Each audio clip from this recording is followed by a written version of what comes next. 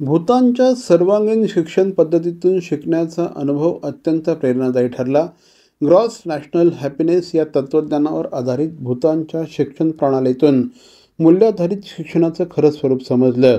Shri Nitin S Yeola आणि श्री ताशी नामग्याल, संचालक शालेय शिक्षण विभाग भूतान यांच्या मार्गदर्शनाखाली शैक्षणिक दृष्टिकोन संपन्न झाला असं सांगण्यात आलं. श्री सिखविंदर सिंहजी यांच्या पुढाकाराने आयोजित करण्यात आलेल्या सखोल संवाद सत्रात पॅनल चर्चेत भारत आणि भूतान शाळांचे प्राचार्य एकत्र आले होते. तिथे उत्कृष्ट शैक्षणिक पद्धतींची देवाणघेवाण झाली.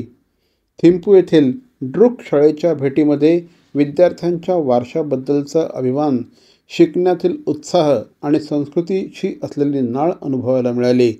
पारंपरिक मूल्य आणि आध्यात्मिक शिक्षण यांचं एकत्रीकरण करणारी ही पद्धत खरोखरच प्रेरणादायी ठरेल असा सूर यावेळेस उमटला. या वैचारिक सांस्कृतिक देवाणघेवाणीला शक्य करून दिल्याबद्दल भारतातील भूतानवरील दूतावासाचे यावेळेस विशेष आभार मानण्यात आले.